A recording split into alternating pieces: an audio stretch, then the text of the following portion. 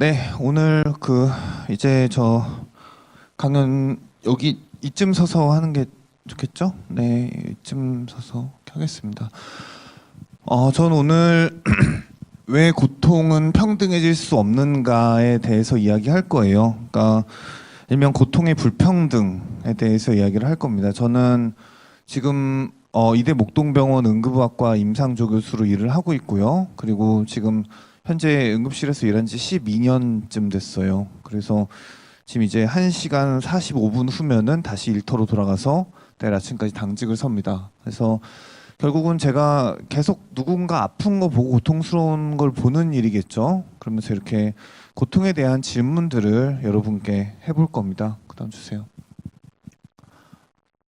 이거 그다음 주세요가 이게 포인터가 고장 나가지고요. 네, 네. 그래서 응급학과 의사 이게 이동욱 씨인데요.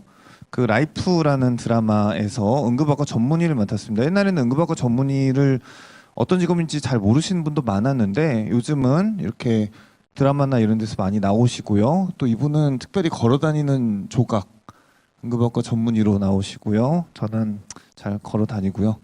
그다음 주세요. 그래서 응급의학이랑 학문을 하는 겁니다. 학문. 응급의학을 배우는 사람들이에요. 그래서 이게 제가 오랫동안 수학한, 그러니까 제가 담당 직책도 응급의학 교수고요. 이 학문을 배우는 건데 모든 응급 상황을 그래서 전문적으로 다루는 의사라고 할 수 있어요. 이게 95년에 한국에서 먼저 승인이 됐고, 그러니까 그 전에 95년 전에는 우리나라 응급학과 의사가 없었던 거예요. 그리고 99년부터 처음으로 우리나라의 응급학과 의사가 등장해서 현재 20년밖에 안 됐어요. 20년. 그래서 우리나라에 현재 2,000명밖에 없습니다. 제가 면허번호 1199번이에요. 우리나라에서 1199번째로 응급학과 전문의가 된 사람이라는 뜻입니다. 그다음 주세요. 그래서 이게 그다음 주세요. 그 전에 응급학과 전문의라는 직업이 우리나라에 없었는데 우리나라에 1993년에 서해 폐류가 넘어왔어요. 이게 몇백 명 죽었습니다. 그리고 그다음 주세요. 94년에는 성수교가 무너졌고요. 그다음 주세요. 95년에는 산풍이 무너져서 500명이 죽었습니다. 전국에 재난이 계속 연이어서 났는데 컨트롤 타워가 없었고, 그리고 이 컨트롤을 해야 될 의사가 없었어요. 전문가가 없었어요. 우리나라에. 그냥 이때 당시 증언들, 119 대원들 증언들 들어보면은 빨리 가서 건물을 막 헤쳐서 사람들 들고 그냥 가까운 병원에 막 실어다 날랐다. 이런 기록이 있어요. 뭐 얼마 전까지도 뭐 크게 다르진 않았습니다. 뭐 한 5년 전, 10년 전만 해도 이 체계 없이 그냥 막 이렇게 했어요. 그래서 이런 것들을 전문가가 다뤄야 되겠다라고 해서 우리나라에 승인을 받고 탄생한 게 응급학과라는 과입니다. 그래서 그냥 애초에 태동 자체가 재난 이런 거랑 밀접하게 관련이 있어요. 그다음 주세요. 그래서 정확히 무슨 일을 하냐? 응급실에 환자가 오면 일단 응급의학과 의사가 적어도 진료를 무조건 해야 됩니다. 무조건. 그래서 진단 및 방향 결정을 바로 내리는 거예요. 그래서 저게 그냥 응급학과 의사 일입니다. 환자가 오면 일단 무조건 보는 거. 그리고 진단이랑 방향까지 무조건 책임을 지는 거. 그 다음에 탁과에 컨설트를 낼 수 있고요. 컨설트는 한 30%에서 40% 환자는 탁과에 물어봐요. 이게 입원이 필요한 것 같다. 입원을 시켜라. 수술이 필요한 것 같다. 수술해라. 뭐 등등의 그런 컨설트를 내고 그 결과에 따라서 퇴원, 입원, 전원, 사망을 결정하는 게 응급학과 의사 일입니다. 요는 환자가 오면은 그냥 피할 수 없는 사람이라고 보면 돼요. 그다음 주세요. 그래서 유일하게 24시간 계속 열려 있죠. 응급실은. 그러니까 유일하게 성별과 나이와 질환과 시간에 관계없이 모든 환자를 진료하는 거예요. 그래서 대부분 응급실에 상주해 있고요. 그래서 여러분이 응급실에 가서 누워 있다. 그러면은 여러분은 무조건 응급의학과 책임 환자예요. 응급의학과 소속 환자가 됩니다. 그래서 이 응급실에 관한 이런 그 시스템도 구축하고 이러다 보니까 이런 사회 전반의 개선이라든지 모든 일을 총괄하는 일을 합니다. 다음 주세요. 그래서 이게 제가 곧 출근해야 되는 그 입구고요. 그다음 주세요. 뭐 응급실에 한 번만 다녀오신 분들도 다 이렇게 막 트라우마 얘기를 하세요. 거기 뭐 3시간 동안 있었는데 옆에 누가 피를 흘렸다, 누구 울부짖는다, 뭐 그냥 트라우마가 계속 생기는 공간이죠. 뭐 그냥 도떼기 시장 같습니다. 이거 진짜 그냥 딱 시장 바닥 같아요. 그다음 주세요. 그래서 뭐 다친 사람, 이렇게 피 흘리는 사람 이렇게 보면은 보통 이렇게 피가 저런 방식으로 흩어지거든요. 제가 한 번 밤을 새서 근무하면은 한 이틀에 한 번쯤은 이런 걸 보는 것 같아요. 그래서 이렇게 사람들이 이렇게 열고 이렇게 그 흉관 같은 거 꽂고 뭐 처치할 때 피가 저렇게 불시에 확 떨어집니다. 그래서 피범벅을 남기고 다들 가세요. 그다음 주세요. 그리고 헬기도 날라와요. 뭐 이렇게 소방 헬기들 뜨면 결국은 환자 싣고 가는데 뭐 119 대원들 환자 싣고 가고 소방 헬기 떠서 싣고 가고 그냥 무조건 응급실이겠죠. 뭐 외래로 가거나 동네 병원으로 가지 않을 거잖아요. 그래서 이런 것들도 다 저희 책임입니다. 그다음 주세요. 그래서 이걸 학문으로 공부를 하고 응급실에서 계속 환자를 보다 보면은 사람이 언제 아프고 사람이 무엇 때문에 고통받는가를 보고 생각하게 돼요. 그래서 뭐 언제 사람들이 아프고 불편한가 이런 것들에 대해서 생각하게 되는 그런 분야입니다. 다음 주세요. 그래서 뭐 가령 저희 병원 앞에서 뭐 관광버스 2대가 추돌했어요.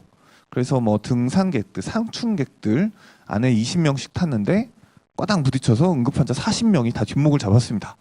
그러면은 뭐 저희 병원에 이렇게 그래서 한 10명에서 15명쯤 이렇게 뒷목을 잡고 오세요. 그러면은 아 이런 사고가 이렇게 요새 나고 있구나. 뭐 이런 것들. 그러니까 밖에서 정확히 무슨 사건이 나는지 볼 수 있습니다. 저희 뭐 병원 앞에서 오피스텔에서 뭐 화재 사건이 났다. 그러면 화재 난 사람들 오고요. 그다음에 뭐 살인 사건 났다. 그럼 살인 사건들 보고요. 그런 각종 사건 사고에 그런 것들을 해결하는 게 다 응급실입니다. 그다음 주세요.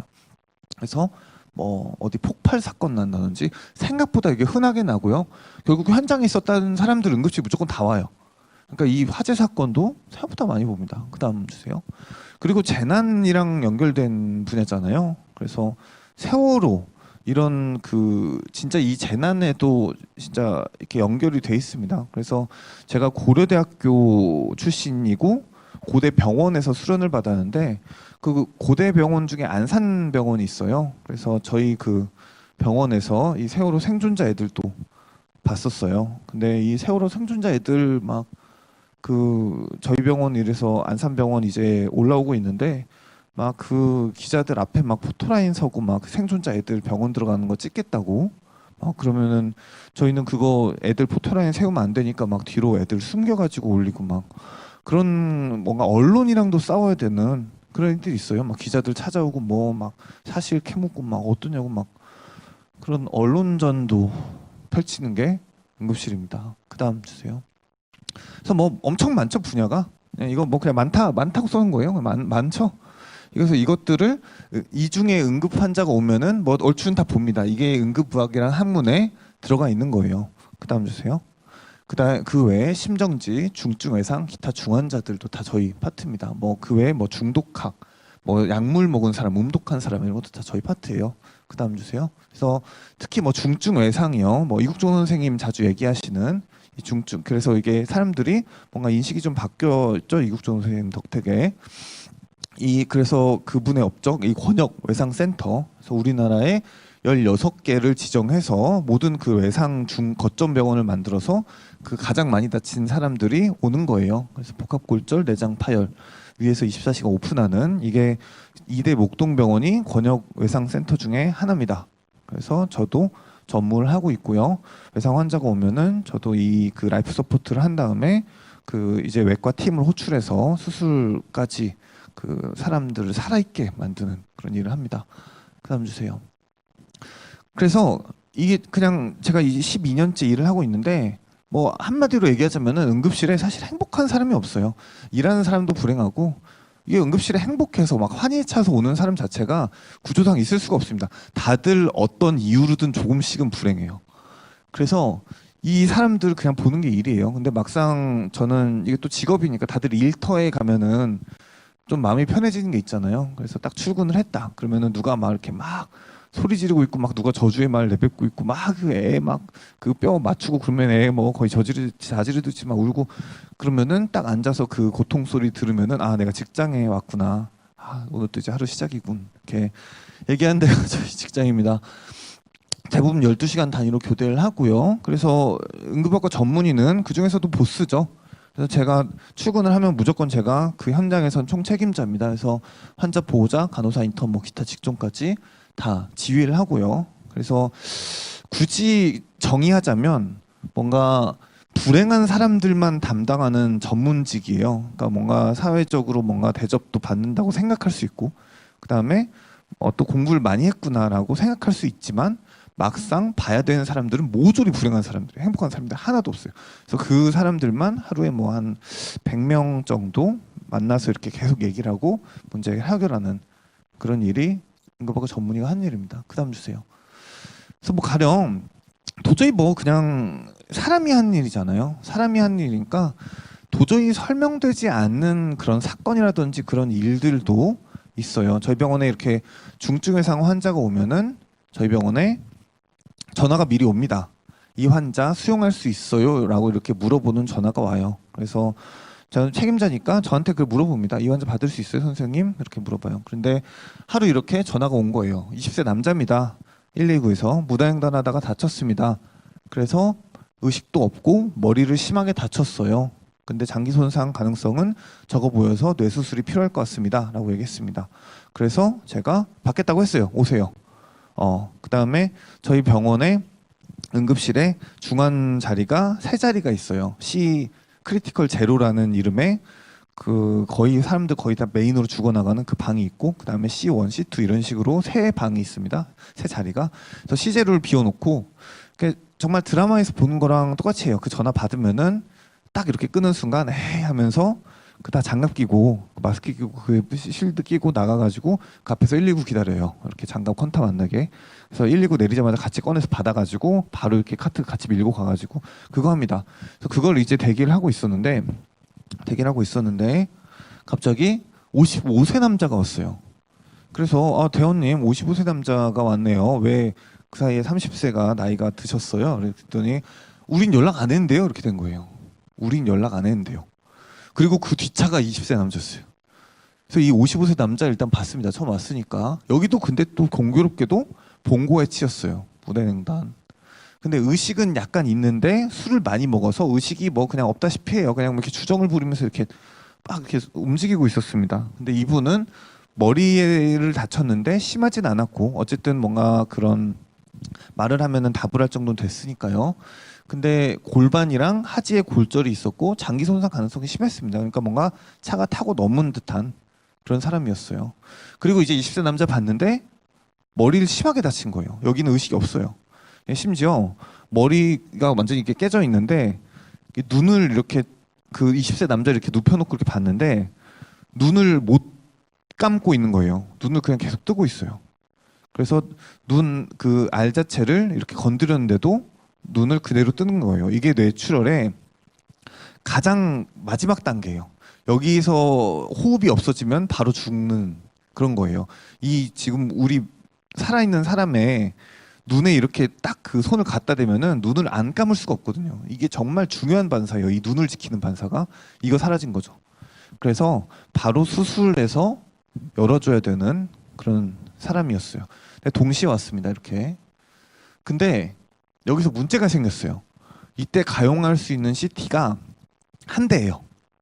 근데 이 사람들 둘 다 중증 외상이어서 한 명만 찍고 그다음 그 찍을 동안 다른 환자는 처치가 느려진 채로 약 40분 정도 기다려야 돼요. 그리고 이 또 55세 남자는 보호자들이 와서 막 아우 막 이 아저씨 또 술 먹고 막 왜 그래 막 이렇게 하고 있고 20세 남자는 공교롭게도 또 군인이에요. 그러면 우리가 또 군인의 느낌은 부채감 있죠. 이렇게 신분증 뒤졌는데 군인 나오고. 그래서 그 엄마 아빠한테 전화했더니 엄마 아빠도 지방에 있어요. 그래서 저한테 전화 와가지고 막 우리 아들 무슨 수를 쓰서라도 막 잘 부탁합니다 이렇게 전화를 또 하는 거예요.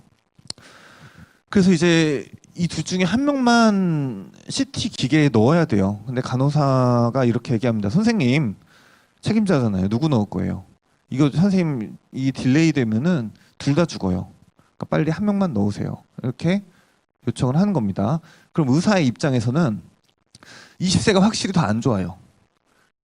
20세가. 그래서 20세를 먼저 넣을 수 있어요. 안 좋으니까.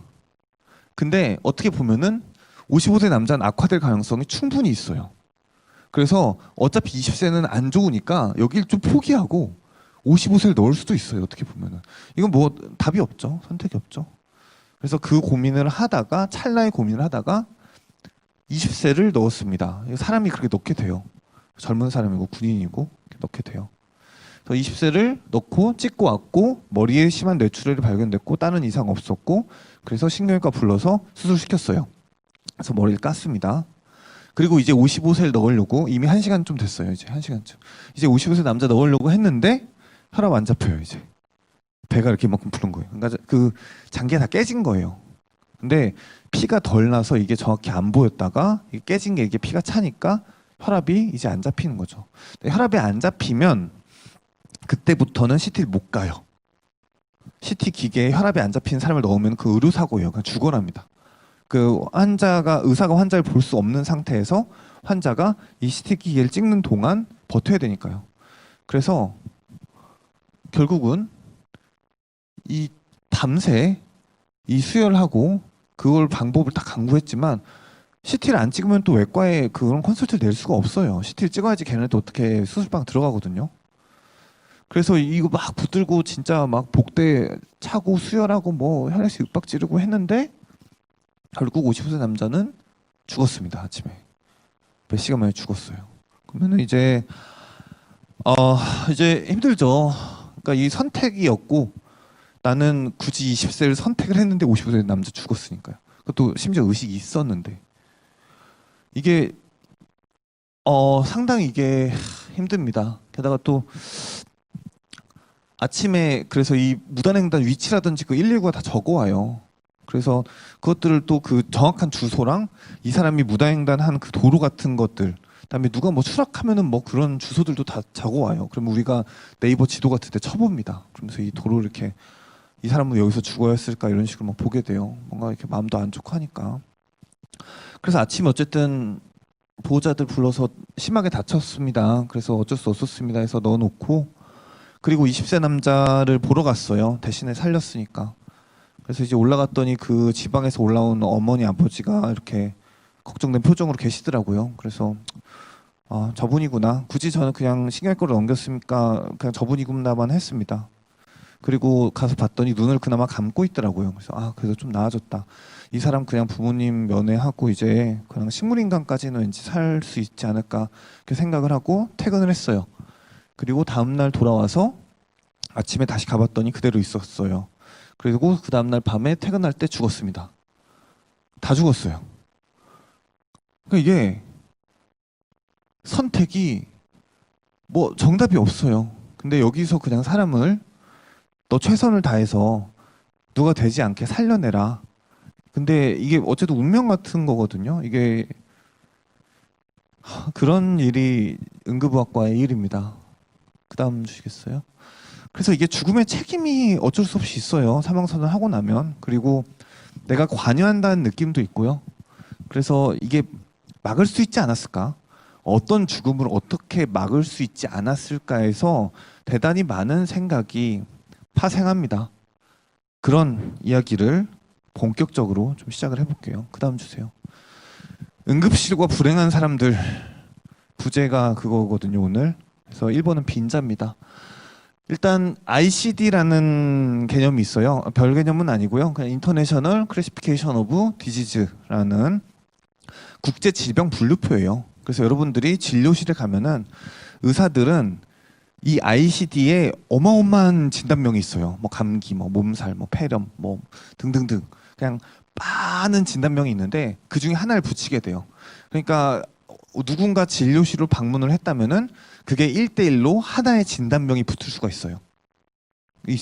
그래서 이게 바로 ICD인데 저희 그 학교 교수님이 수업 시간에 갑자기 이렇게 물어본 거예요. ICD를 설명하다가 그냥 뭐 이렇게 지루한 그 ICD 이렇게 설명하다가 갑자기 저희한테 이런 질문을 하셨어요.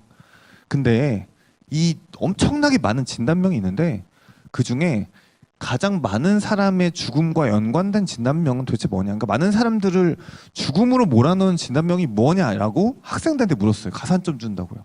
그러면은 학생들이 일어나서 막 얘기하죠. 암이요, 교통사고요, 심장병이요, 뭐 이렇게 얘기하겠죠. 근데 맞출 수 없었어요. 다 틀렸어요. 교수님이 제시한 정답은 그다음 주세요. 극도의 빈곤이었어요. 이런 진단명이 있습니다. 가난이라는 진단명을 의사가 환자한테 붙일 수 있게 돼 있어요. ICD랑 그룹에서.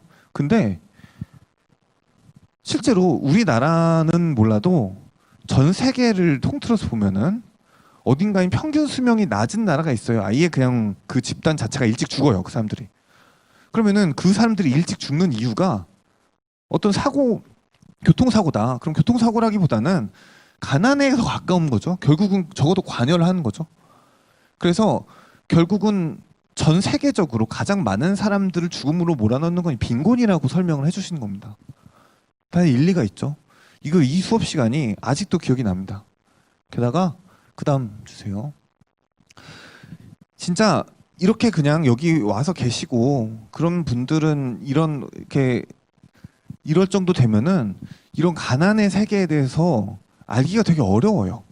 그냥 돈 없고 거주지 없고 가족 없고가 3대인데 이게 진짜 대부분 뭐가 하나라도 없으면 셋 다 없어요.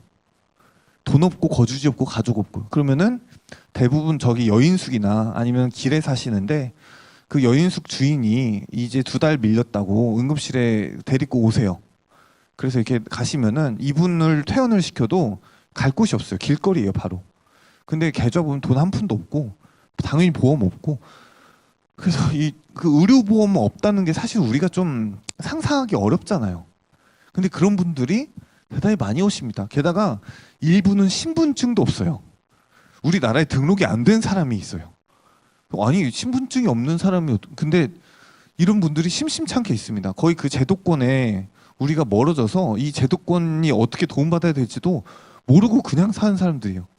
이런 분들 구청 연결해서 신분증 만들고, 그다음에 사회사업팀 연결해서 보험 만들고, 그다음에 이분 그 어떻게 뭐 지원팀 알아봐가지고 집 보내고 거주할 때 보내고, 이게 응급업과 의사의 일 중에 이런 사람들 보는 거예요. 그래서 뭐 그냥 투석 안 받는 게 한 2, 3일만 안 받아도 상당히 위험한데, 뭐 투석 한 달씩 안 받고 그냥 약 어디 보건소에서 줘도 안 먹고 그냥 치료 안 받고, 우리 약간 상식으로 생활하지를 않으세요. 이 가난의 세계에 들어가는 분들은요. 이런 분들을 대단히 많이 직면하는 게 일입니다. 정말 이 세계가 따로 있어요. 그 다음 주세요. 자, 그래서 코로나 얘기 해볼게요. 코로나 얘기.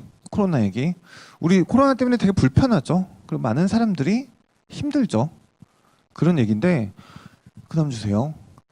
응급실은 지금 코로나 청정구역, 코로나 환자가 한 명이라도 들어오면 안 된다는 그런 개념으로 일을 하고 있어요. 그게 올해 상반기부터 1월부터 하고 있거든요. 이게 대단히 과중된 업무입니다. 의료진이 사실은 거의 죽어 나가요. 이 코로나 방비 때문에. 그래서 이 진료에 방금 앞 시간에 보신 거죠? 그 앞에 진료하기 전에 이 사람이 코로나 환자입니까? 가능성이 있습니까가 추가된 거예요. 그래서 가능성이 있다면은 응급실에 못 들어와요. 진료 자체가 불가능해요. 의밥실에 가둬놓고 이게 진료를 해야 되는 거죠. 근데 코로나 환자가 한 명이라도 들어오면은 그 안에가 다 환자잖아요. 그러니까 코로나 다 번질 거잖아요. 그러니까 일단은 여기서 이거 체크를 해야 돼요. 그다음 주세요. 그럼 어떤 사람이 코로나 환자냐? 열이 있었는가? 설사도 가끔 있었다 그러면 설사 있는가? 후각마비도 있었다 그래요. 후각마비 있었는가? 확진자와 접촉했는가? 감기 기운 있었는가? 그리고 또 정신과 병동에서 뭔가 초반에 많이 번졌잖아요. 그래서 모든 정신과 환자 일단 의심합니다. 그 다음에 이 수술 해놓고 관 꼽아놓고 이게 그 비만을 날리는 거기 때문에 또 코로나에 취약해요. 그래서 수술 환자는 무조건 필요해요. 그 다음에 성소수자인가, 특정 종교자인가, 특정 건물에 들어가는가, 물류센터 일했는가, 해외에 들어갔는가, 특정 지역 방문했는가, 다 코로나 의심이에요.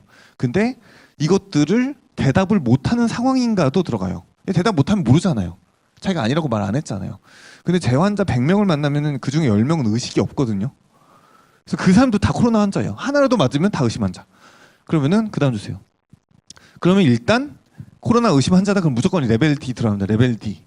이거를 환자를 볼 때마다 이걸 한 번씩 입어야 돼요. 그리고 한 진료, 한 수가 행위를 하면은 이걸 한 번씩 버려야 돼요. 이게 레벨 D예요. 그것도 이 레벨 A, B, C, D가 있는데 A가 우주복 같은 거고 B, C, D로 갈수록 낮은 등급이에요. 그래서 이게 D가 은근히 약식입니다. 이게 약식이에요. D. 낮은 단계예요. 생각보다. 그다음 주세요. 그래서 모든 처치를 네거티브 프레셔 방, 그러니까 이 음압실이라는 데가 그 방 자체에 음압이 걸려요. 빨아들이는 게. 그래서 이게 확산되지 않는 개념입니다. 그래서 이 음압실을 갖춰야 되는데 이 음압실 개당 20억이에요. 20억. 20억. 그래서 이게 하나라도 맞으면은 음압실에 넣어놓고 모든 장비도 일회용으로 쓰고 옷도 처치마다 일회용으로 하고 그 다음에 어쨌든 누군가는 들어가서 봐야 되잖아요. 그래서 이 사람이 양성에 나올 걸 대비해서 그 의료진들, 이 사람과 접촉한 의료진을 전부 다 엑셀 파일로 기록합니다. 그래서 매일 작성해야 되는 문서가 무난 이만큼이에요. 이 접촉자 명단. 그리고 이 의심 환자, 아직 확진 환자 아니에요. 의심 환자 개념에서도 그냥 밖에 나다니거나 그럴 수 없어요. 환자들 다 이렇게 치우고 통로 어디 가고 이런 방식으로 음성 확인 12시간에서 24시간 동안 유지를 해야 됩니다. 병원 업무가 대단히 그냥 거의 미친 업무예요. 지금 이게. 그다음 주세요. 자, 그러면은 사실 병원에 로딩이 되면 이제 의료진이 로딩이 되고 그다음에 20억짜리 음압실 많지 않겠죠. 우리 응급실에 7개 있는데 진짜 많은 거예요. 이 20억짜리 음압실 지금 140억 들여서 갖춰놓은 거잖아요. 대단히 많은 수준입니다. 근데 이거 넘치면 어차피 못 받는데 12시간에서 24시간 동안 검사가 안 나오고 이게 있다 보니까 결국은 이렇게 돼요. 음압실 없다. 그러면은 병원 못 들어와요. 환자들. 아까 그 해당되는 사람들 못 들어와요. 그리고 어디 요양병원에서 뇌출혈이 생겼는데 우리 큰 병원인데 음압실 없다고 전화 못 받아요. 그리고 수술 검사 안 났다고 수술 위험 코로나 위험 있다고 안 해요. 처치 못 받고 집에서 이렇게 대기할 사람은 그냥 열 났는데 어디 딴 데 뭐 어디 신우신형 걸리고 뭐 딴 데 열 났는데도 그냥 일단 무조건 코로나가 아니어야지 진료가 가능해요. 그러니까 하루는 무조건 참아야 돼요. 열 나는 사람은 모든 환자 중에 열 나는 사람은. 그래서 뭐 지금 이 의료 체계 자체가 이 코로나 때문에 엉망입니다. 엉망이에요. 그다음 주세요. 그래서 뭐 가령 팔다리 골절이다. 그 팔이 이렇게 부러졌어요. 근데 열 나요. 그러면은 들어오는데 6시간 걸려요. 음압실 빌 때까지. 그럼 이거 고통이 그냥 환자 위해를 가하는 거죠. 그리고 뭐 소변 보기 어려워요. 그 막 소변 보는데 막 땀 뻘뻘 흘리잖아요.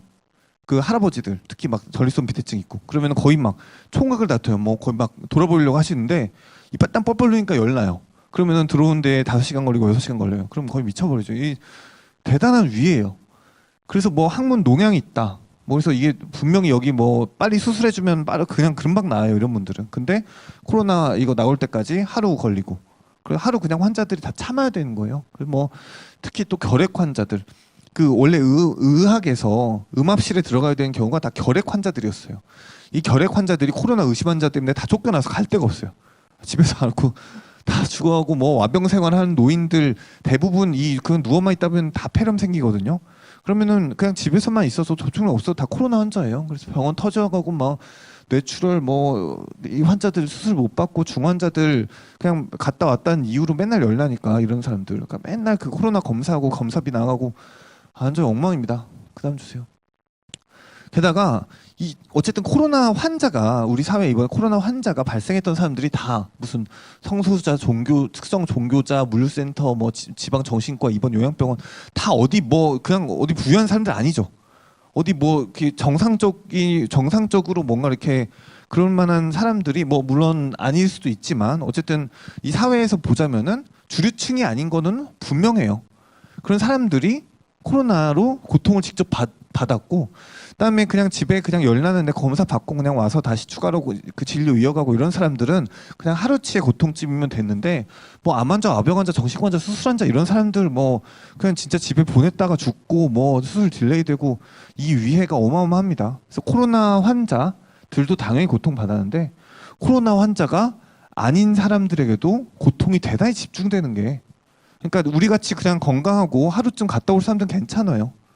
근데 이런 그 고통받던 이 사람들에게 집중이 됩니다. 그다음 주세요. 그래서 이런 사람들이 사실은 아무리 법 개정을 하고 사회가 인도적이 되고 뭐 복지 예산이 늘어나도 가장 혜택이 늦게 도달하는 집단입니다. 그래서 사회가 감내해야 되는 고통이 이전부터 고통스러웠던 사람들에게 모조리 돌아갔다. 이 코로나 때문에도 보면 돼요. 그리고 그래서 이 패스트라는 고전도 보면은 이 1947년에 발표된 소설인데도 이렇게 있어요. 빈곤한 가정은 괴로운 처지에 놓였지만 부족한 가정들은 부족한 게 거의 없었다. 뭐 그냥 오래된 얘기입니다. 늘 그래 왔던 거예요. 우리 그냥 사회 구조 자체가. 그다음 주세요. 그래서 미국 지금 확진자 이제 320만 명입니다. 미국 320만 명. 우리나라 만 몇 명인데 여기 320만 명이에요. 여기 우리나라보다 인구 은근히 한 6배밖에 안 많아요. 근데 확진자 거의 뭐 한 300배 많죠, 지금. 이게 보면은 빈부격차가 너무 심해서예요. 그래서 다민족, 다문화 정치 편중인데 이 비주류 시민, 비백인들이 보면은 이 바깥에서 일하고 주거환경 열악하고 마스크 없고 보험 없고 병원 안 가고 통계 미비돼서 안 잡히고 이러다 보니까 코로나 완전히 확산되고, 근데 사회는 어쨌든 사람 같이 살잖아요. 이 사람들 어쨌든 완전히 대면하지 않고 살 수 없잖아요. 그러니까 결국은 이런 그 빈부격차 때문에 코로나 320만 명 걸렸고, 그래서 의료체계 붕괴됐고, 그래서 이 문제를 자체 여실히 보여준 게 우리가 믿던 선진국 미국이에요. 이게 지금 코로나 사태입니다. 결국은 세계적으로 그냥 고통받는 사람들에게 더 고통이 다 돌아간 그런 셈인 거죠. 그다음 볼게요. 그다음 산업재해 얘기입니다. 산업재해. 제가 산업재해 정말 많이 보는 직업이거든요. 그다음 주세요. 뭐 종류가 대단히 많죠. 근데 대부분이 이 노동자들이에요.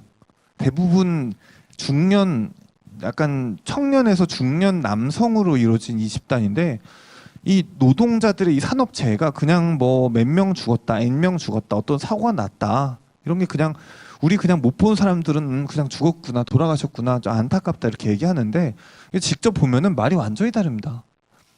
이 화학 폭발, 얼마 전에 이 물류창고 화재 났죠. 그래서 9명, 이게 뭐야, 그 48명이 사상됐죠. 이게 정말 많이 죽었습니다. 한 20명 죽었어요. 근데 이게 제가 그 고대 안산병원에 공단 지방에 있었는데, 이런 폭발이 한 번 나면은 진짜 사람을 완전히 그 한 방에 구워버려요. 이렇게 쫙 전신 그냥 완전히 구워버립니다. 근데 진짜 전신 불탄 사람들, 이런 사람들 한 번만 봐도 아 진짜 인간이 이 살과 피로 된 인간을 이렇게 그냥 불태우면은 그 물리적으로 그냥 타는구나. 그 거의 너무 터무니없는 잔인함입니다. 이런 것들. 이 그때 약간 그때 봤던 이 막 전신 화상 환자들 막 생각나고 해가지고 이 기사만 봐도 저 되게 힘들더라고요. 그 다음 주세요. 그리고 뭐 감전되고 막 전봇대 만지는 분들, 특히 뭐 노동자분들이 자주 이렇게 힘들고 하니까 술 마시고 하는데, 그래서 이게 전봇대 만지다가 이게 진짜 100만 볼트 감전이 막 되는 겁니다. 그래서 제가 그 전봇대 한 분 만졌다가 감전돼서 오신 분 한 봤었는데, 이 팔 만진 데 있죠. 그럼 팔 이렇게 다 잘라요. 살아 있을 수가 없어요. 지나가면은. 그다음에 이 반대쪽 다리로 나가거든요. 보통. 그러면 이 다리도 잘라요. 그다음에 이게 전신을 훑고 지나가니까 이 훑고 지나간 흉벽이 녹아서 그냥 폐가 그대로 숨쉬게 보입니다. 살이 그냥 무너져요. 게다가 이 막 그 머리 쪽 지나가니까 머리 때문에 치매 오고 경기하고 신장 망가져서 투석하고 심장병 걸리고, 이 감전이 진짜 보면은 사람에게 이렇게 연기가 막 모락모락 나요. 그 안쪽에 구워져가지고 대단히 잔인합니다. 그다음 볼게요. 그리고 가스 마신 분들 뭐 이런 것도 뭐 바로 기절이죠, 그냥. 그래서 이게 기절했는데 기절을 하니까 못 피한다. 이러면 이게 가스가 중독이 되면은 그냥 저산소로 돌아가시는 겁니다. 그다음 볼게요. 그리고 이거 마네킹이에요. 그다음 이 사지절단류들이 많은데, 이거 막 그 대원들 이 사지 어떻게 담아오는 봉투 따로 있는 거 아니니까 막 검은 봉투에 들고 와요. 팔 같은 거. 그래서 뭐 이 어디 롤러에 들어가고 뭐 또 이런 거 있잖아요. 그거 막 으깨져서 옵니다. 저 얼마 전에 그 어떤 저랑 동갑인 남자분이 그 롤러에 손을 넣었는데, 손 이렇게 물다가 이렇게 손 이렇게 확 뺐는데 이 가죽까지 다 이렇게 벗겨진 거예요, 손에. 그래서 이 가죽을 이렇게 들고 오셨는데 이 안에 내 손가락 4개랑 이 손 가죽이 들어있다. 그래서 장갑을 주시는 거예요. 그래서 막 불려가지고 깨고 막, 이게 진짜로 그 사망자도 아니라 그냥 부상자인데 정말 이게 피가 튀고 살이 튀니까 보면 진짜 쳐다볼 수가 없어요. 그다음 볼게요. 그리고 교통사고들, 이런 트럭들 진짜 위험한 게, 이거 산업 트럭이잖아요. 근데 이게 앞에 본네트가 없어서 이게 앞에 이렇게 승용차랑 꽉 부딪히면 다리가 날아가요. 다리가 없이 와요, 이런 것들. 그래서 환자 다리 어디 있어요? 그러면 저기 그 트럭에 껴서 방 곤죽이 됐다고, 못 뺐다고. 이게 되게 위험합니다. 그 다음 볼까요? 그리고 추락이요. 1위가 추락입니다. 1위가 추락이고 추락 중에 1위가 사다리거든요. 근데 이게 헬멧만 쓰면 괜찮은데 이 건물 추락 뭐 이런 거는 뭐 그냥 말 다 했죠. 끝이죠. 뭐 그리고 이 페인트 칠하다가 그거 노하우 있어서 안 떨어질 것 같지만 되게 많이 떨어져요. 페인트 칠하는 사람, 어디 창문 닦는 사람 추락하면은 뭐 그냥 뭐 다리 돌아가고 팔 돌아가고 뭐 그다음 볼까요? 그리고 자재 추락 이게 되게 무서운데 이게 가장 현실적으로 사람을 짓누를 수 있는 가장 무거운 물체가 H빔이 오네. H빔. 그 건설 현장에 이게 걸죠. 높은 곳에서 이렇게 항상 들어요. 그래서 H빔을 사람이 그냥 깔아 맞았다. 뭐 이거는 직사입니다. 사람을 정말 가장 최악으로 누르는 그런 것들이에요. 그다음 볼까요? 그리고 뭐 공항 일하다 감전되고 저희 병원 공항이 가까워서 이런 분들이 있어요. 그다음에 목동 빗물 펌프장 사고 있었죠. 재작년인가? 작년이죠. 작년. 그래서 이 그 빗물 차는데 이거 고치러 들어갔다가 노동자 3명 여기서 익사돼서 다음날 찾았어요. 다음날 왔거든요. 이 3명 그 시신만 이렇게 불에 부른 시신 가지고. 근데 여기 뭐 아우 정말 그 외국인 노동자 1명이랑 아 진짜 그 외국인 그 친구는 미얀마에서 왔는데 무슨 죄인지 참 그리고 막 그 유족들이 뭐 이게 죽음을 못 받아들이니까 왜 환자를 포기했냐고 막 근데 어제부터 거기 들어갔는데 어떻게 살려요? 돌아가신 거지. 그래서 막 유족분들 오셔서 힘들었습니다. 그다음 볼까요? 이것도 작년 말인데 여의도 싱크홀 사고라고 여의도에서 그냥 이렇게 싱크홀이 꽝 꺼졌어요. 그래서 그 위에 있던 노동자분이 한 분이 돌아가신 거예요. 그냥 잠깐 단신으로 보셨을 수 있어요. 그냥 단신으로. 근데 이 사고가 어떻게 났냐면은 집안이 그냥 치매야 되는데 이분이 그날 첫날 그냥 이롱주로 출근한 분이에요. 그 나갔다가 그냥 갑자기 이게 집안이 침하돼서 그 몇 미터 아래로 꾹 떨어진 거예요. 그다음에 이 도로가 이렇게 깨졌으니까 도로랑 흙더미랑이 깔렸어요. 그러면은 당장 이게 추락도 하고 어딘가 부러지고 했겠는데 이게 도로가 깔렸으니까 못 나오겠죠. 그 상태에서 그 도로 밑에 지나가는 상수도가 깨진 거예요. 그래서 물이 찼어요. 그래서 하인 익사. 근데 이 그 진짜 받아서 이 그 뭐냐 그 사건하고 이제 그 심폐소생술 하는데 진흙으로 다 완전히 벌판이 되어서 왔는데 이렇게 물을 뱉는 거예요. 그러니까 그런 걸 생각하게 하는 거죠. 여기 도로에 그 과당 떨어져서 추락해서 이렇게 크게 묻혀 있는데 물이 여기 차올랐던 거잖아요. 이만큼 이렇게. 도대체 어떤 이런 생각이 듭니다. 근데 넘겨주세요. 이런 사람들이 2018년 1월부터 2019년 9월까지 1692명이 죽었어요. 이 산업재해로. 제가 그 방금 여의도 싱크홀이 그냥 한 명이에요. 그 중에 한 명. 원오브 댐이에요. 하루 2.5명씩 죽어요. 추락, 감전, 화재, 익사, 부딪힘, 끼임. 게다가 비정규직이 많이 죽고 주말에 많이 죽고 점심시간에 많이 죽어요. 왜 주말과 점심시간에 많이 죽냐? 주말에 일해야 되니까 피곤하잖아요. 그 과로된 사람들이었다는 뜻이에요. 주말 점심시간에 왜 죽냐? 점심시간에도 일해야 되는 사람들이잖아요. 그 로딩이 과중된 사람들이 보통 죽는다는 뜻이에요. 집중력 떨어지고 하니까. 이런 것들이 정말 생각해볼 여지가 있습니다. 우리나라 코로나로도 한 200명 죽었는데 너무 잔인하게 많이 죽어요. 그다음 볼까요? 그래서 뭐 이렇게 뭐 피자 배달하시는 분, 뭐 청소하시는 분 이런 분들 깔리면은 특히 우리나라 청소부가 1년에 한 5명 정도 죽어요. 꼬박꼬박. 이 되게 위험하거든요. 이 차 빨리 가고 청소차 무겁고 하니까. 그다음 주세요. 그래서 이게 당연하지만 안절분감증 얘기도 있고 뭐 음주 장비 미착용 괜찮겠지 하는 것도 있는데 우리가 이렇게 많이 잔인하게 사람들이 죽어가는지 몰라요. 그 중에 한 명만 봐도 여러분들 이게 진짜 이거 얼마나 잔인한지 사람들 어떻게 살려야 되는지 이 생각이 들 거예요. 근데 이게 사람들이 그냥 그 사람들이 어떻게 목소리 못 내고 이야기 못 하니까 사람들이 무관심합니다. 어쩔 수 없는 이런 게 고통의 불평등이라는 생각이 들어요. 이런 사람들에게 그런 공감대가 없으니까 사회 안전망이 미비하다 이런 것들이요. 그다음 주세요. 그래서 이구종 선생님 계속 얘기하죠. 뭐 이렇게 이런 것들 어렵다고. 근데 그다음 주세요. 이런 뭐 중증외상 환자군 다 이런 사람들이에요. 뭐 무직, 마트 판매원, 무직, 일용직 노동자, 학생. 뭐 이렇게 진짜 어떻게 그 뭐 돈 많고 뭐 그냥 사무실에서만 일하고 이런 사람들이 이렇게 다칠 수가 없어요. 다 일용직 이런 사람들, 무직 어떻게 돈 버는 사람, 그 일용직 이런 사람들이지. 그다음 주세요. 그래서 뭐 다 피디 집어쓰고 죽고 있고 그다음요. 이렇게 마련하려고 하고 있지만 다 역부족입니다. 그러니까 뭐 이육정 선생님이 책 쓰고 절규하고 하는 거죠. 그다음 주세요. 그냥 아동학대 얘기를 또 잠깐 할게요. 그다음 주세요. 저희 병원에 실제로 온 케이스인데 15살 여자 아이가 왔어요. 엄마가 데리고 왔는데 애가 그냥 탈수가 심하고 좀 머리가 다쳤더라고요. 그래서 이게 진짜 중환구역에 누웠어요. 그래서 애 상태가 좀 안 좋았습니다. 그래서 그냥 저희가 치료를 했어요. 그리고 뇌출혈도 좀 있었고 좀 내과적으로 상태가 안 좋았어요. 그래서 좀 약간 그래도 저희가 의심이 좀 가니까 엄마한테 물어봤거든요. 엄마 애가 지금 좀 많이 다쳤어요. 그랬더니 자기가 지금 남편도 없고 새 아이를 독박 육아를 하면서 돈까지 버는데 육아가 완전 지옥이다. 그래서 울면서 너무너무 힘들다.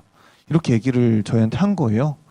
그래서 애가 막 기운 없고 넘어지고 하는데 자기가 못 봐줬다. 그래서 그 막 책임감을 얘기를 막 하는 거예요. 그래서 그냥 그렇구나. 그런 뭐 육아가 지옥인 때도 있겠지라고 좀 이해를 했습니다. 처음에는. 그리고 수술이 필요해서 중환자실에 있는 딴 병원으로 보냈어요. 그리고 남아서 이렇게 생각을 해봤는데 애가 그래도 너무 상태가 안 좋으니까 이게 아동학대가 아닐까 생각이 좀 들었습니다. 좀 의심이 갔어요. 근데 이게 막상 엄마가 이렇게 눈물로 읍소하는데 아동학대 신고를 하면은 이게 나중에 되게 문제가 생긴다기보다는 왜 내가 애 열심히 키우는데 나를 뭐 경찰 불러 막 이럴 인정이 좀 이게 안 가거든요. 근데도 어쨌든 좀 미심적인 게 더 커서 경찰이 그냥 가서 도움이라도 줄 수 있지 않을까 해서 제가 이 아동학대 신고를 했습니다. 이 사람을. 그다음 주세요. 이게 2018년 10월 괴물 위탁모 사건인데 일단 기본적으로 위탁모예요. 엄마 아니에요. 그리고 이 그냥 인터넷으로 애들 모집하는 몇십만 원 받는 그 위탁모였어요. 그래서 그 전에도 아동학대 신고가 많이 들어왔는데 다 그냥 증거 부충분으로 그냥 집에 가는 거예요. 그러다가 의료기관이 신고하니까 제대로 이제 신고를 했는데 제대로 이제 조사를 했는데 조사해서 봤더니 이 위탁모 그 핸드폰에 이 막 그 다른 애들 막 뜨거운 물에 넣고 막 물고문하고 이런 것들이 나왔어요. 그래서 제가 봤던 애가 결국 죽었거든요. 10며칠 만에 죽었는데 얘가 막 그 엄마 아빠가 돈을 안 주니까 애를 막 때리고 막 그러다가 물 넣고 그러다가 애가 이제 장염 걸려서 설사했는데 밥을 안 준 거예요. 기저귀값 많이 나온다고. 그래서 죽인 거예요. 그래서 이 괴물 위탁모 징역 15년 받았습니다. 이게 제가 그냥 이거 의심 안 했으면 사실은 몰랐겠죠. 그냥 넘어갔겠죠. 그런 일들이 아직도 있어요. 의심하지 않으면 우리가 알 수가 없고요. 그 신고할 때도 저희가 두려우니까요. 근데 게다가 또 가정 부모 아래서 모든 일이 다 벌어지니까 우리가 이게 진짜 이게 사회에서 뭔가 관심을 가지지 않으면 이거 알 수가 없어요. 그다음 볼게요. 그래서 이게 아동학대 수치도 늘어나고 있고요. 그냥 사람들이 이제 그냥 신고 자체를 많이 하고 있는 거죠. 그다음 볼게요. 근데 여전히 죽어가요. 2017년 37명 죽었습니다. 그러니까 열흘에 한 명꼴이죠. 우리나라 아동학대로 열흘에 한 명 죽은 거예요. 심지어 한 80%인가가 병원에 안 오고 죽어요. 집에서 죽었는데 나중에 아동학대로 발견되는 겁니다. 그 다음 볼게요. 그래서 창녕 9살 여아 지옥학대 얘는 얘 사망자도 아니죠. 탈출했죠. 그죠? 얘 탈출 안 했으면 얘 죽었겠죠. 그런 것들이 그냥 뭐 계속 되고 있습니다. 이런 것들을 보는 것도 응급실 일이고 좀 이런 것들이 정말 애들이야말로 그냥 약자잖아요. 그냥 약자. 이것도 애들도 그래서 이런 것들이 고통받는 일의 범주에 들어갑니다. 그다음 볼까요? 그래서 이게 아동학대 집계가 사실은 이게 알려지지 않아 사실은 우리가 못 찾고 있다. 실제로는 3배 이상이다. 이런 얘기도 많아요. 병원까지도 못 오고 탈출해야 되지 발견되고요. 그래서 아동학대 지금도 엄연히 존재한다. 알아야 된다. 이런 얘기 좀 드릴게요. 그다음 볼까요? 그리고 열사병 이제 이 여름 되죠. 이제 그리고 본격적으로 더워지는데 우리 그냥 더우면은 열사병 걸리겠대. 정말 힘들다. 그리고 실제로도 이렇게 땡볕에 있으면은 어지럽다. 쓰러질 것 같아. 이런 느낌을 느끼기도 할 겁니다. 근데 그다음 주세요. 그래서 실제로 더워지고 있고 그다음 볼게요. 네, 그다음이요. 근데 실제로 이 열사병 환자 받아보면은 작년엔 별로 없었고 재작년에 열사병 환자가 엄청 많았습니다. 재작년에 엄청 더웠거든요. 정말 이게 막 우리나라 이렇게 더운 적이 있었나 할 정도로 더웠어요. 근데 그때 사람들이 줄줄이 열사병 걸려서 이제 쓰러져서 오는데 그래서 사실 우리 같이 또 건강한 사람들은 열사병 걸려도 안 쓰러져요. 어디 뭐 그 카페에 간다든지 집에서 에어컨 튼다든지 그래요. 근데 쓰러지는 사람들 가장 스테레오타입이 폐지 줍는 노인들이에요. 건강 안 좋죠? 돈 없죠? 하루 5천 원 벌어야 되죠? 근데 이 5천 원 안 벌면 힘드니까 그 폐지 죽을 거잖아요. 그래서 폐지 줍는 할머니들 진짜 일렬로 들어와요. 일렬로 들어와요. 딱 날 더우면은. 그리고 육체 노동한 외국인 노동자들 쉬는 거 없죠. 그리고 육체 노동하는 사람들이 대부분 뭔가 쉬는 게 없어요. 그냥 아유 오늘 많이 더운데 쉬어야겠다 이런 옵션이 없어요. 그리고 그냥 원래 뭐 아픈 사람들 정신이 온전치 못해서 더위 잘 못 느끼고 치매 있어서 그냥 더운데도 막 돌아다니다가 길 잃고 그러면은 가족이 찾아보니까 죽어 있어요. 그리고 그냥 집에 아마 암 환자들 거동 불편해요. 그럼 집에서 누워 있다가 그냥 더우니까 더위 참아야지 하고 있다 죽어요. 이런 것들도 열사병 일종이죠. 그래서 그다음 볼게요. 그래서 실제로도 이 통계를 잡아보면은 대부분 고령이고 대부분 무직이에요. 그다음 볼게요. 그래서 이 열사병도 결국은 이게 보통 받는 사람들이 받는 그런 대표적인 것 중에 하나입니다. 그다음 볼게요. 사실상 빈부격차의 가장 대표적 문제가 자살이에요. 저는 그렇게 생각해요. 이 자살. 그다음 볼게요. 우리나라에서 자살해서 죽은 사람 2018년에 13,670명입니다. 코로나로 200명 죽었죠. 참고로 코로나로 200명. 그 1년에 그 코로나 질환에 60배 죽는 거예요. 하루에 37명입니다. 하루에 37명. 일주일에 코로나 사망자만큼 죽어요. 우리나라에서. 당연히 OECD 1위입니다. 압도적인 1위예요. 그다음 볼게요. 근데 이 원인을 통계적으로 분석을 해보면은 1위 정신적 문제, 2위 경제적 문제, 3위 건강 문제인데 이 정신적 문제가 대부분 조현병, 우울증, 조울증 여기 3개 안에 다 들어가요. 이게 질병이에요. 이 질병이 치료가 안 돼서 죽거든요. 근데 이 질병이 걸리기까지 거의 뭐 이 스토리를 보면은 돈도 안 남아나고 그냥 치료 주변 다 떠나고 어떻게 그 컨트롤이 안 됩니다. 그러다 보면 증상이. 그래서 죽는 게 정신적 문제고 이게 1번이에요. 그래서. 그다음 2번 경제적 문제, 3번 건강 문제. 그러니까 이런 것들이 정말 사회적인 구조랑 정확히 맞닿아 있는 거예요. 어느 정도 우리가 복지를 할 거냐 이런 것들이 다 맞닿아 있는 겁니다. 그다음 볼게요. 그래서 그 진료실에서 불의의 그 사고로 돌아가신 임세원 선생님도 이분 마지막 페이스북에 쓴 마지막 글이 이거였어요. 가장 힘겨운 밑바닥에 처한 사람들이 한가득 입원해 있는 데가 정신과 입원실이다. 이 진짜 정신과 차트들 보다 보면은 정말 이 기구한 게 그 드라마가 따로 필요 없습니다. 다들 어찌다 불행한지 내가 이 상황이었으면 나도 진짜 살기 싫었겠다는 생각이 드는 사람들이 다 스토리가 저 너무너무 기구합니다. 그다음 볼게요. 그래서 직업들도 보면은 학생, 가사, 무직, 서비스 종사자, 노무 뭐 그런 사람들이에요. 자살이야말로 빈부격차가 있는 사망입니다. 그다음 볼게요. 그래서 사람들은 진정으로 진짜 죽으려고 생각을 하는데 또 우울하지 않고 이 자기한테 안 와닿으면 이걸 이해하기가 어려워요. 그래서 소홀하죠. 그다음 볼게요. 근데 우리나라 전체 사망자의 4%나 됩니다. 자살자가. 사실은 96%는 사고라든지 아니면 질병이겠죠. 어떻게 보면은 피할 수 없는 건데 이 4%는 신체가 건강한데 죽는 사람들이란 말이에요. 이게 어마어마한 숫자예요. 사람들 어차피 늙어서 계속 죽으니까요. 그리고 92.3%는 신호를 보내는데 77%는 모른다고 해요. 그래서 국가적 예산이 집중되고 있지만 이 타인이라서 한계는 있고 또 자살은 사회적 타살이다. 이런 얘기도 많이 돌죠. 그런 얘기가 있는 게 자살 문제입니다. 그다음 볼게요. 그래서 사실 우리나라 사회 체계는 합의가 된 체계는 빈부격차를 많이 상회하고 또 인도적이고 나름대로 부유한 체계입니다. 사실은 제가 지금 사람들 신분증 만들어주고 이 사람들 어떻게든 진료하고 어떻게든 버티고 어떻게든 연락해서 해결을 하고 있다는 게 되게 인도적인 체제란 거예요. 어디 뭐 미국 뭐 이런 무슨 뭐 동남아 보면은 돈 없다고 못 들어가고 이런 얘기도 되게 많죠. 근데 우리 그렇지 않아요. 어떻게든 다 책임지거든요. 되게 인도적인 체계예요. 그럼에도 약자는 있고 또 궁극적으로 모든 부는 어차피 평등하게 돌아갈 수가 없어요. 그다음 볼게요. 부는 평등하게 똑같이 이분하게 배분하지 않는 게 우리나라 사회의 합의예요. 그건 어쩔 수가 없습니다. 이 자본주의 체계에서요. 하지만 고통마저도 불평등하게 배분돼야 되냐?